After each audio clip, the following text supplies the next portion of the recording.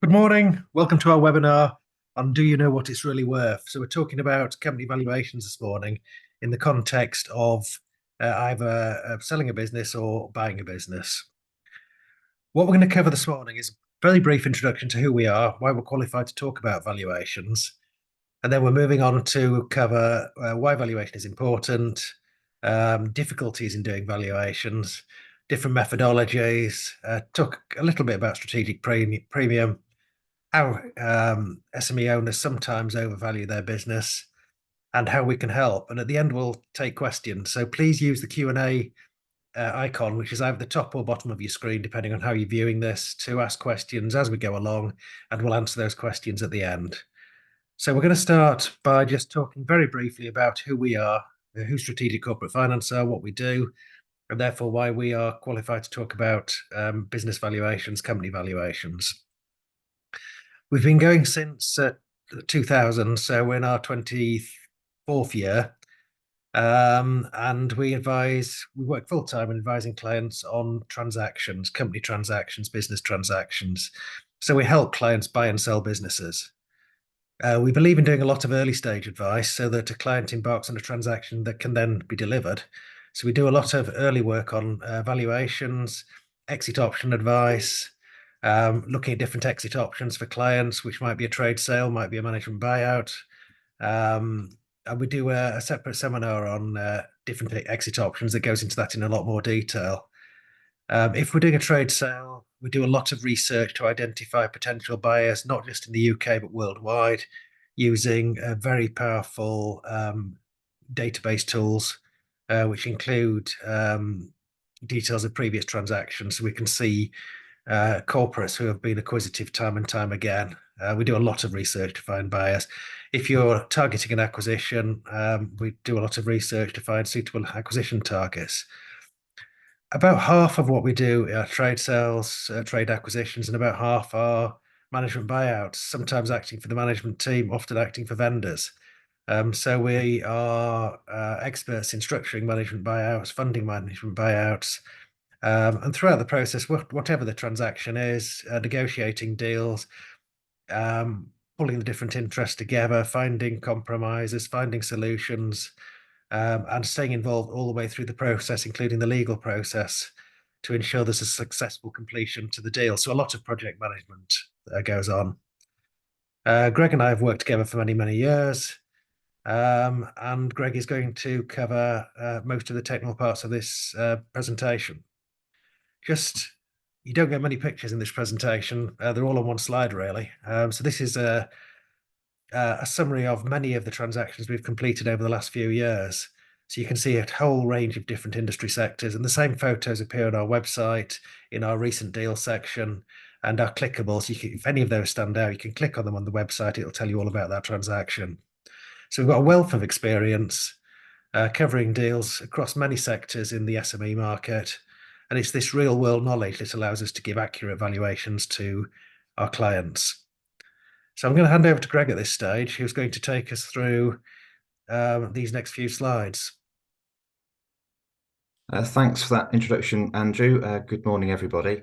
Just one more thing to add is that we'll be taking questions at the end of this webinar. There is a Q&A function within Zoom. So yeah, please just ask any questions you have as I go through the content. So starting off, why is company valuation important? For the typical business owner, their business is going to be by far their most valuable assets, and therefore it makes perfect sense to spend time to understand what the value of that business is, what's driving its value, what's draining its value, what can be done to improve the valuation. Having a clear understanding of the value of your business will enable you to make better strategic decisions, maximize the value of your business, and get the best outcome when you do come to sell in the future. Conversely, not having a thorough understanding of your company's value can lead to some costly mistakes, and I've listed 3 of those on this slide. A very common mistake is to initiate a sale process to try and sell your business with unrealistically high price expectations. And I'll go on to talk a bit later on in this webinar about why it's common for business owners to have higher valuations than perhaps that the market will expect to pay. Another sort of common mistake is setting up employee incentive schemes, EMI option schemes at a too high or too low a value, and we see that at the back end once we're working with clients to sell their business, and perhaps they've set up an EMI scheme several years before, and then it's not doing the job it was intended to do. Either the share options are worth much more than the shareholders expected, or they don't reach a sort of a trigger point, and the option scheme is ineffective, leading to frustrated and unhappy managers.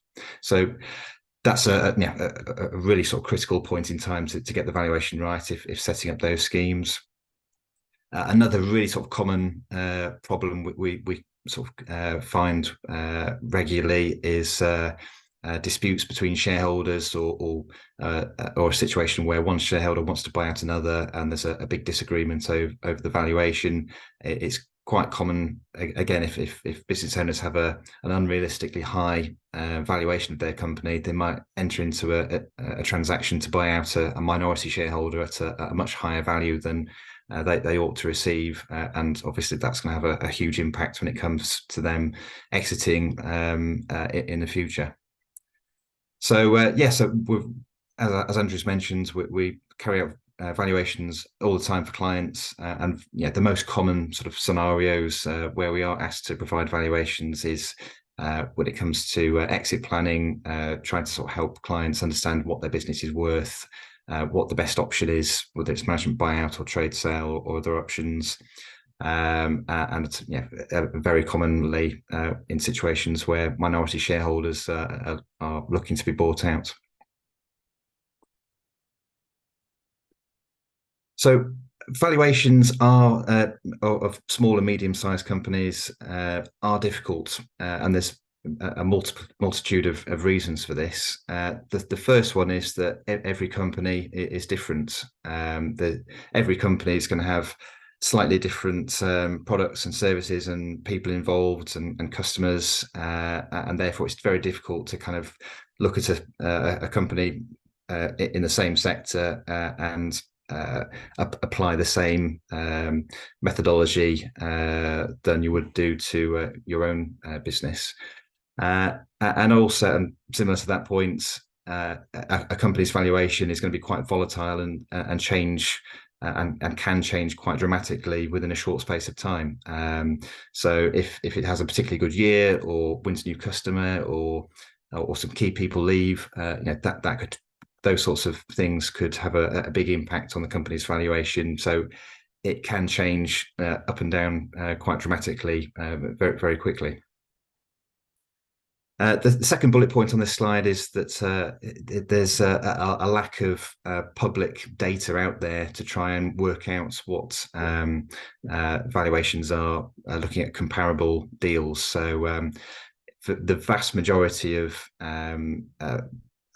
company purchases where they are announced to the market, the actual deal value will be kept confidential, so you don't know what other companies are being sold for. In the small percentage of transactions where the deal value is announced, it's difficult then to work out what the multiple is for that transaction, because a company's accounts very often don't include a P&L when they're published at Companies House for smaller companies. And even when the P&L is published, very often the profit is can be misleading for different reasons. So it's very, very difficult to accurately work out what the earnings multiple is for transactions that have taken place. In order to give a valuation for a company, it's not sufficient just to rely on its financial data. It also needs quite sort of thorough knowledge of non-financial aspects. So, what it is that's driving its growth over recent years, what prospects the company has, what risks might be present in the business. And therefore, it's very, very difficult to kind of just plug in some numbers into a website and kind of get an accurate and reliable valuation. You need to have that sort of in-depth knowledge as well. But also you need to have objectivity and independence. So it's difficult for somebody within the business who's got that sort of in-depth knowledge to be independent enough to give a reliable valuation. Finally, a lot of professional judgment is needed to come up with an accurate valuation. There's many different factors to weigh up, and I'll talk about some of those later on in this presentation. And very often the conclusions can be nuanced and need to be explained carefully in order for them to be fully understood. So for all those sorts of reasons, it's a key thing to take away from this webinar is it's dangerous just to rely on free valuations. They might be biased or superficial. It's important to get a professional to do a thorough job and come up with a reliable and accurate valuation. So moving on to how valuations are actually worked out. In most cases, they are based on the company's profits and then times by a multiple. And that's what I'm going to concentrate on over the next few slides. However, that's not the only type of evaluation methodology that's used. There are some other ones. So you might come across a multiple of recurring revenues or even a multiple of turnover as a valuation metric. So that's a bit more simplistic than looking at a multiple of profits. You might see that in some sort of some industries. Then there might be a rule of thumb where you'll take a recurring revenue figure and apply a multiple to it. So that might be things like software companies. You might find that annual recurring revenue is multiplied up to give a valuation. But it's even so, profits are also important. Another type of valuation method is to look at a company's liquidation value. So this might be more appropriate where for loss-making businesses or businesses where the profitability is insignificant compared to the value of its balance sheet. So it's important to note here that liquidation value isn't as straightforward as just looking at the company's balance sheet, because it's usually the case that there be costs associated with breaking up a business, and you may not get full value for stock and other asset categories on the balance sheet. So that's something that you might come across. And the final one is discounted cash flow, and this might be seen in for early stage businesses where there isn't it's pre-profit, and therefore you're looking at forecast profitability and trying to sort of discount that to a present value. But in this webinar this morning, I'm just going to look at the multiple of profits methodology and explain how that works. So multiple of profits, it's a very, very simple formula, and that is a company's underlying profits multiplied by an earnings multiple, which sounds incredibly simple, but there is sort of quite a lot of detail behind those two parts of the formula. So the multiple of profits methodology is applicable for mature, profitable businesses. So that covers most of the businesses that we come across in our work. And that multiple gives what we call a cash and debt-free valuation, or a headline valuation, or a company's enterprise value.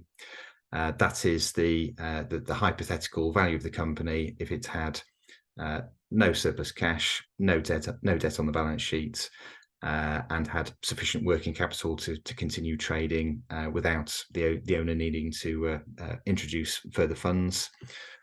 In reality, that number is always different from the actual value of the company's shares, taking into account those things, and that's what we call the equity value. And again, I'll talk a bit more about the equity value and how that's calculated later on. So the first part of the valuation formula is underlying profit. And what do we mean by that? It's normally the company's net profit before interest and tax, and accountants will refer to this as EBIT or EBITDA, and that stands for earnings before interest and tax, or earnings before interest, tax, and amortization. You might read or come across EBITDA as an accounting measure that's used for, typically used for valuations, and it is, and this is the same measure, but adds back depreciation to arrive at the profit figure.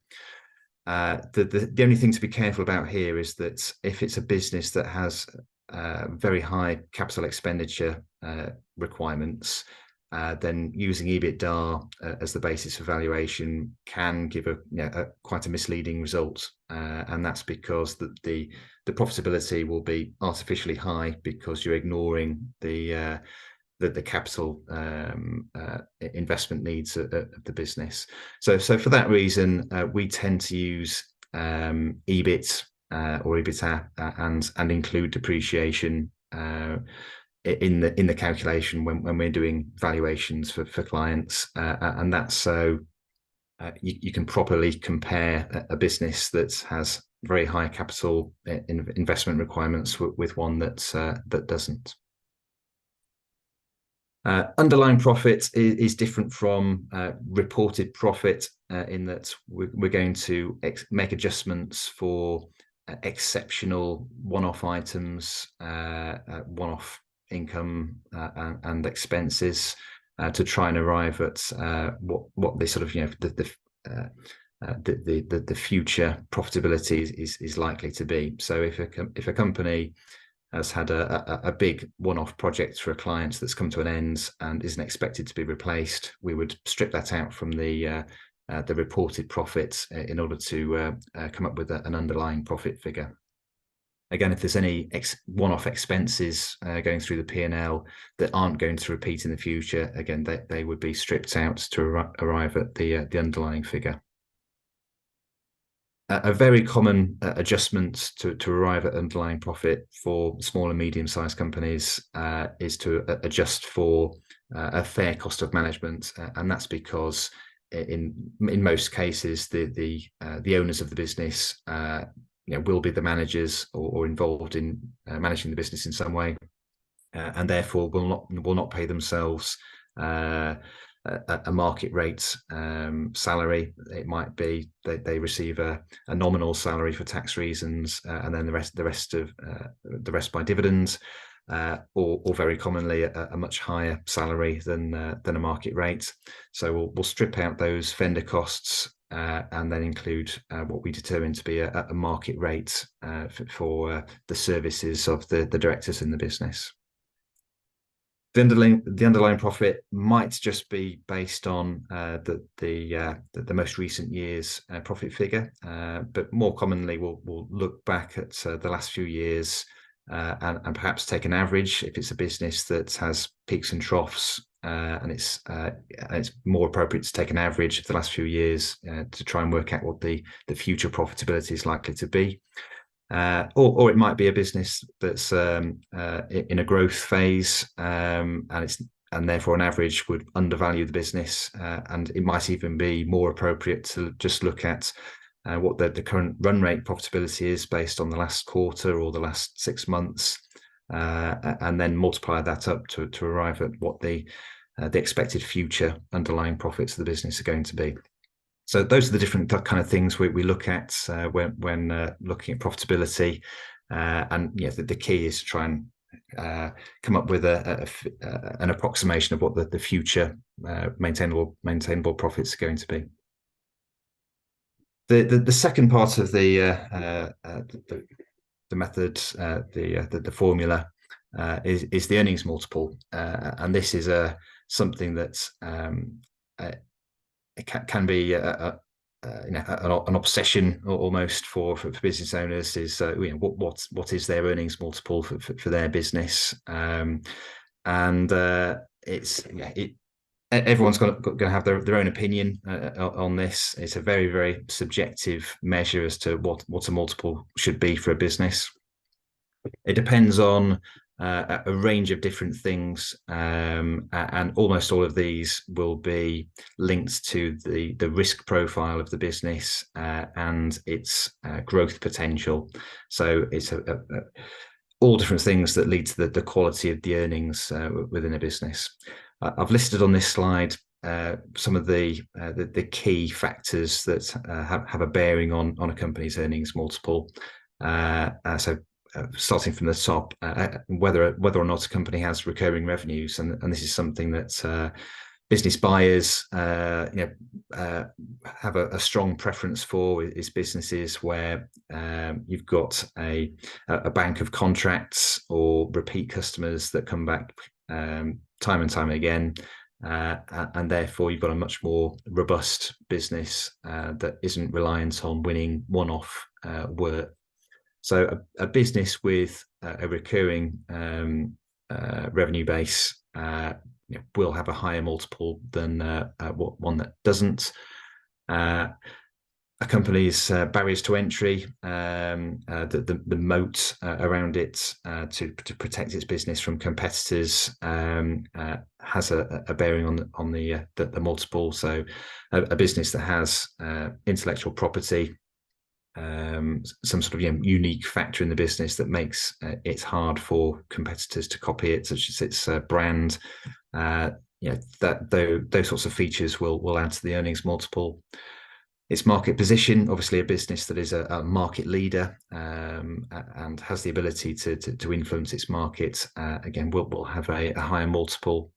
A good spread of customers, and this is a key, a really sort of key measure for smaller businesses, particularly if it's a business that is reliant on a handful of large customers. That represents a very high risk factor for buyers, something that they will shy away from, and that will be reflected in the multiple. A company's growth potential is fundamental. So if it is a business that it is growing very, very strongly, has that track record, importantly, of growing. It's not just a kind of a vague wish that the business is going to grow. That will add value. Again, really sort of a key measure for smaller businesses, the strength of its management team and the depth of that team. If it's a business that where the current owner is very key to the business's success, and the owner would be exiting as part of a transaction, that will be a major risk for a buyer, and is likely to be reflected in the multiple. The size of the business is another important factor. So generally speaking, the larger the business, the higher the multiple, and that's because investors will generally see large businesses as being lower risk because of all the different factors that I've talked about already. So a larger business is going to have a broader management team, likely to have a wider customer base, likely to have a stronger market position. So the size of the business is going to sort of feed into that selection of an earnings multiple. And the sector, again, for a similar reason, really, in that most companies in a sector will have sort of similar characteristics in terms of growth potential, and that will also feed into the multiple. So, as I've mentioned, it is entirely subjective what multiple gets used for a particular business. in our experience, working with at the smaller end of the market with SME businesses, it's likely that the multiple will end up at somewhere between 3 and 5 in most cases. But there are plenty of businesses in the SME world which will have a higher multiple than 5. For instance, a common example again would be software businesses, where if it's a SaaS model, then it's common for valuations to be based on annual recurring revenues rather than operating profits. And businesses with property attached, so care home businesses, for instance, where the value of the company would include the buildings. Again, it's likely you'll see higher multiples than 3 to 5.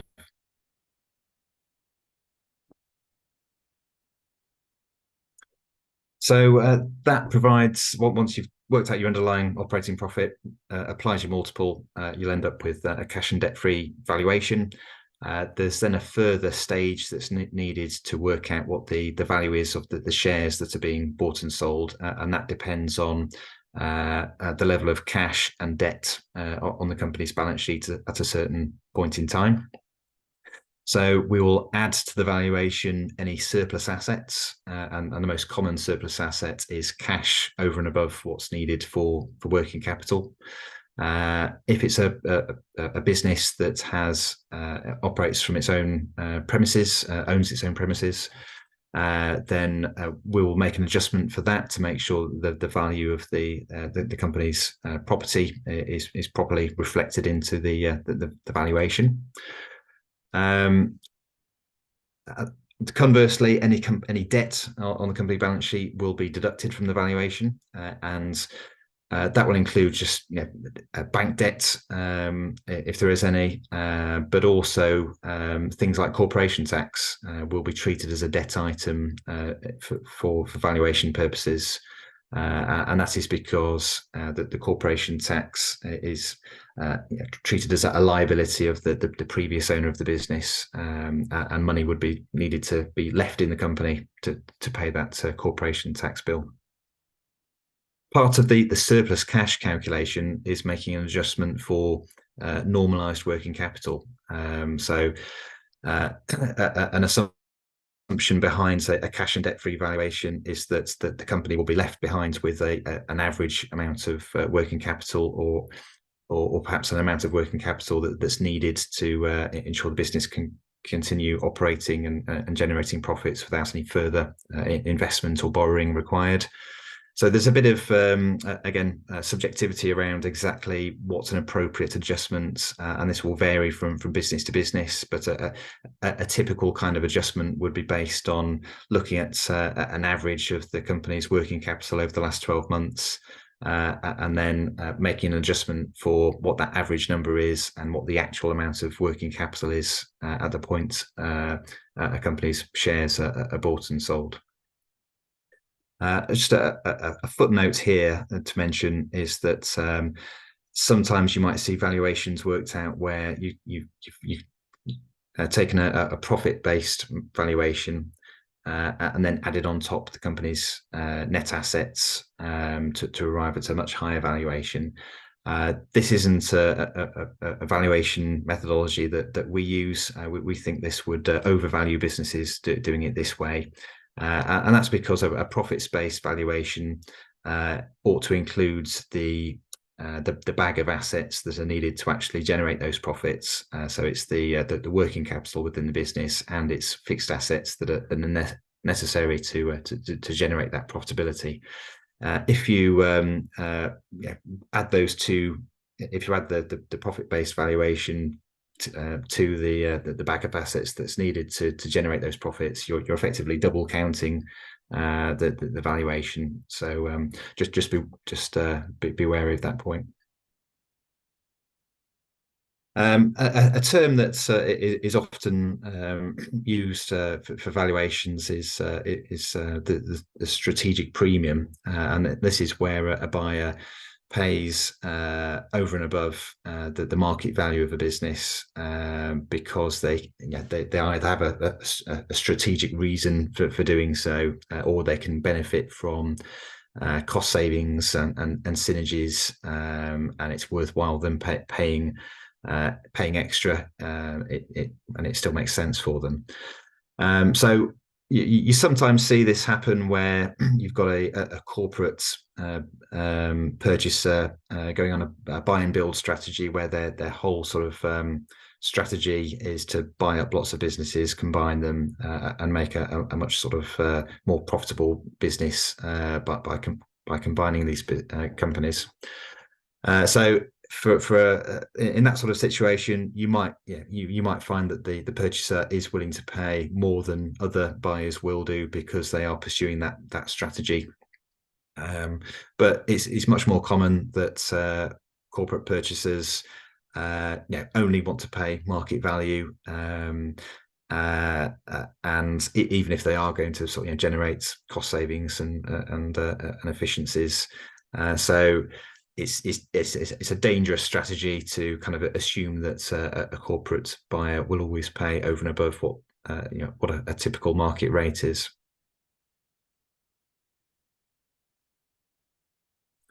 I mentioned at the outset that there's often a mismatch between what business owners value their business at compared with what buyers are willing to pay, and there's several reasons for this that are completely understandable. So when I've talked about how businesses are valued, I've really only looked at a very sort of narrow measure, and that is the company's profits. And that's what buyers will be looking at when they come up with their own valuations. However, for most business owners, a business is worth far more to them than simply a profit stream, and that's because the business will be providing them with a living. Usually, they'll receive a salary on top of dividends from the company's profits. It's very common that their family members will also be employed in the business, and that will also be their sort of provide them with the living. So it's not just a profit stream that's being valued from the point of view of the business owner. The second reason is that there's always the option of delaying a sale for another time. So if a business is worth, say, 4 times its operating profits, the business owner always has the option of just delaying a sale for a year, and then that way they can increase their wealth by another 25%, say, just by holding on for another year and benefiting from another year's profits. So unless there's and this is the last sort of point on the slide, unless there's a strong sort of non-financial reason for wanting to sell, and usually that's retirement or ill health perhaps, then if it's simply a case of wanting to maximize the shareholders' wealth, then delaying a sale until further into the future is always sort of an attractive option. Looking at the buyer's perspective, they're going to be much more objective about valuation compared to the business owners. They're going to be much more focused on the risks present in the business. So things like customer concentration. If there's 1 or 2 key customers in the business, a buyer will be very concerned of what would happen if 1 or 2 of those customers were to stop trading with the business for any reason. Compare that with the business owner. They're going to be the people with the in-depth knowledge of that customer and the personal relationship, and will sort of see that risk in a very different way compared to the buyer. And the final point on this slide is that buyers can be selective about which companies to acquire. So if they're not happy with the valuation for one business, very often they can turn their attention to a different business, and that's not a luxury that business owners have. So just to wrap up, just a few points. Valuations, we would argue, are always important to business owners and people looking to buy businesses, of course, because they help them make better strategic decisions and avoid making what can be costly mistakes. Secondly, beware of free valuations. If you do want to find out what your business is worth, it's always it's worth the trouble of employing a professional to do a proper job rather than relying on online tools or free valuations from people who may have a bias in providing a high valuation. Thirdly, most valuations will derive from a company's underlying profitability. It's really the company's profits are absolutely key to valuations, and that's the single most important thing that's driving a company's value.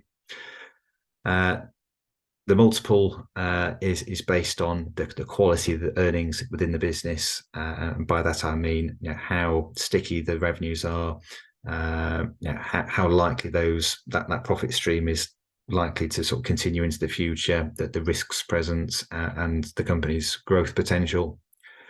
And finally, when it comes to sort of valuations, having experience is key of seeing lots of different transactions in different sectors, and having that professional judgment to weigh up the different factors that lead into a valuation. So how can we help? We provide valuations on a regular basis for clients. This involves requesting and analysing financial information about a client's business, and then sort of meeting with the directors to make sure we understand all the non-financial aspects of a business that lead into its value. So it's all the things I've talked about, really: customer base, recurring revenues, management team, growth potential, risks, etc. We'll then provide a written report on a company's valuation, which is usually sort of 15 pages long, and will detail the methodology we've used, the judgments we've made, and list all the different factors that are driving and draining a company's value. And then we will meet with clients after delivering that report to answer questions and help them with their strategic sort of developments that they want to go down, whether that's exit planning or looking to structure a management buyout or other things. So we work regularly with accountants and business coaches to provide valuations for their clients, and we'd be delighted to meet after this webinar through Teams or in person if anybody would like to speak more about their company in more detail. Okay, thank you, Greg. We're just going to answer questions at this stage. There's still time to ask a question using the Q&A icon, but we'll start with the first question I've got, Greg, is: my business has been going for over 30 years. It's got an excellent reputation. How does this get taken account of in the valuation? That's an interesting question.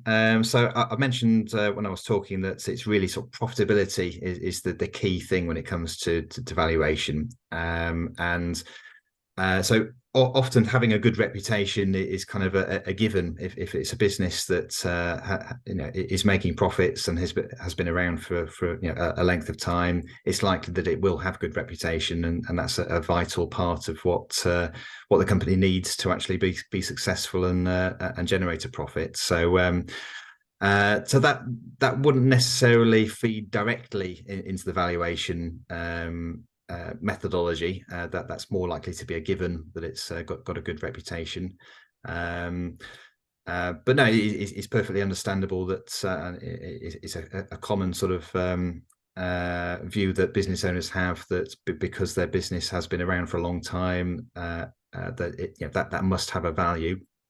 But the other way to look, the other way of looking at it would be if a business isn't very profitable, but has been around for 30 years, that wouldn't mean that there would automatically be a value attached to that business just because it's got a good reputation. It's really profit is the key thing that buyers look for.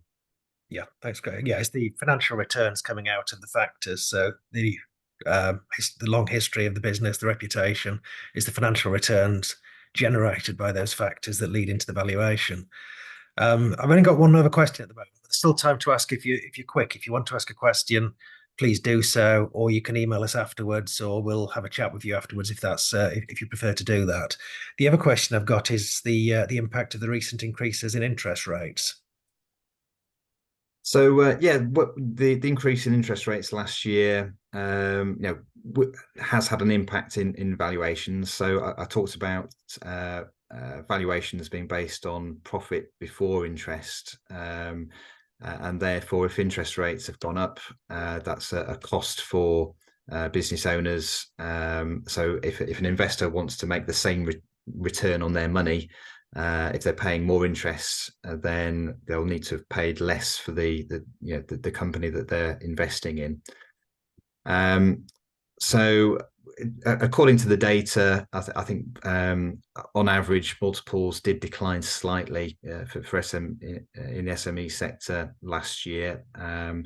But I would say that it's individual factors, related to businesses that are going to be, far more important than what's happening at a macro level. It wouldn't be fair to say that every business will see its valuation decline compared to a couple of years ago when interest rates were lower. It's